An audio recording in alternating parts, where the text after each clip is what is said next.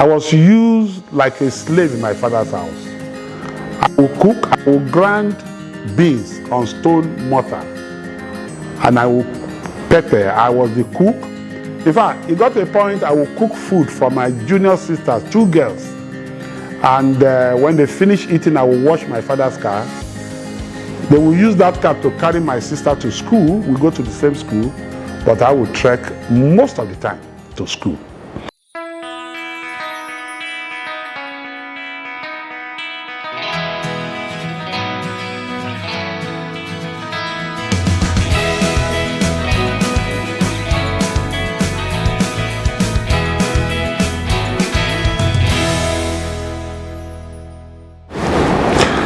Good evening, viewers. My names are Dr. Oluwole Oludaisi Aina. I am the Ashiwaju of Yoreseland. I was born in the year 1954, precisely on the 17th of May, I was told. And I was born in the General Hospital in Ilorin. My father and mother were Christian. My mother was a nurse and my father a teacher. But the funny thing is, I never lived with both of them in all my life up to now. For what reason? I understand that immediately after my birth, before my birth, they had a child called Oluranti who passed on as a toddler. And after I was born, there was a disagreement between my father and mother that was initiated or orchestrated by the 2 parents, the 2 mothers of my father and mother. Anyway, that brought about their separation. My father and mother separated. I never knew whether they officially divorced because I didn't see their divorce certificate. But however, my father lived separately and my mother. My mother was a nurse in Kwara State, and so she traveled from one place to the other. She's a matron. She studied in the Idiaba School of Nursing. My father, a teacher, he went to Iwo and Bauchi Teachers Training College. So my father relocated to Minna in 1958 as a pioneer teacher of the Niger Baptist College. We are Baptist by denomination. I lived with my mom for a while up till year 1962. And before then, there was this custody crisis between my father and mother. So I became a pawn in the hands of 2 lovebirds who were supposed to be lovebird adults until they finally took me to my paternal grandfather in the village in Iresi. So I go to the farm with him in the morning and I go to school. I started my primary school in Baptist Day School. No, I started my primary school in Oshogbo, Anglican primary school. So I was fortunate to be one of the students that marched line with Nigerian flag during independence. To Iresi. That was preparatory to my being shipped to Minna to go and join my father. I went to Minna in the year 1962. And when I got to Minna, I met a woman in the house who happened to be my father's wife. She had 2 daughters and some other relations who lived with my father. Then we were living in Sabongeri in Minna. So I started primary school again in Baptist Day School, Minna. And we worship at First Baptist Church, Minna. I joined the Royal Ambassador, I joined the choristers, but they were just an activity of going to church. My primary school life was very challenging to me because I got to my father's house and I realized that I'd been treated like a slave.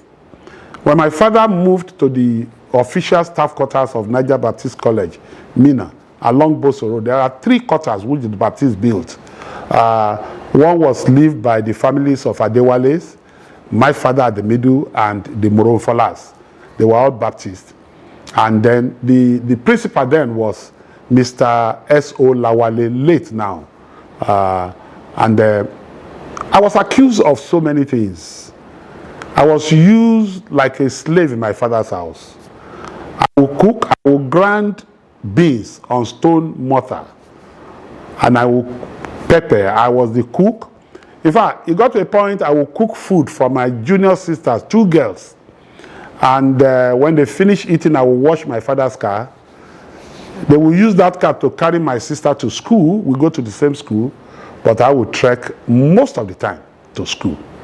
And because they were in junior classes, they would close before me. But before then, because of the treatment I was meted on me, by 1963, I looped back to Oshogbo on my own, at my age.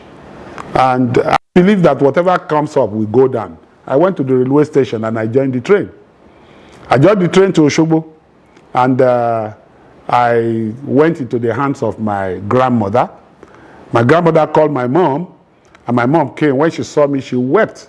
And she said something. When she said that statement, I didn't know it was a prophecy she was saying. She said there is nothing that would separate me and him except death. Me and her except death.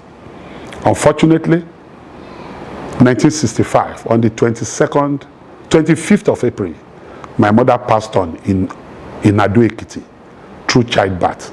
She had married to a politician, and she had 4 children for that person. So she passed on, and after she passed on, the school I was, we were in Ekameje in Kwara. She was the head of the hospital of that place, and it was run by the Catholics. So I had no place to go. My other siblings went to their father, and everybody scattered. And I had to return back to Minna. When I got to Minna, my stepmother challenged me, said, okay, well, you are back. And so my suffering became multiplied. I was treated, I was maligned, I was accused of things I don't do. I would prepare food at home when I closed from school. My sibling, my other sibling would be sleeping. And when I get back home, I will have to prepare their meals, they will eat. I will carry my stepmother's food to the market in Minna, Central Market. And she will compensate me with a tray of provisions that I will hawk around the city of Minna. In those days, the white people live at the hilltop where Babangida and Abdulsalami built houses now. So that's the area of patronage. I'll go there. Within few hours, I will finish selling my wares. I'll climb mango trees, eat mango. Sometimes, of course, like a child, I do myself with a good sandwich. I will take part of the sardine I'm supposed to sell, and I will buy bread. I will slice it and give myself a good sandwich to eat. When I get home, my money will not be complete. They will beat hell out of me. But I will not want to dignify my stepmother by accepting that I actually stole part of her money to buy sardine. That was the life I lived as a child. In fact, there was a terrible day that happened to me. I was accused I stole money. And my father came from school to carry my junior siblings, and they called the teacher, because my father taught most of the teachers in Baptist Day School. He was their teacher. Called them, and they called students to rally around me, and they will be clapping for me. Oju olere, ole, oju olere, and I will with cane be dancing around. Most of these incidents, I didn't do them, but because I was trained, I was toughened, so I didn't bother what happened. But with this, I was a brilliant student. By 1966, I was ready to go to do exam for school. My father went to do operation in Baptist Hospital, Ogbomoso, operation. That was a terrible operation at that time. So he came back with a walking stick.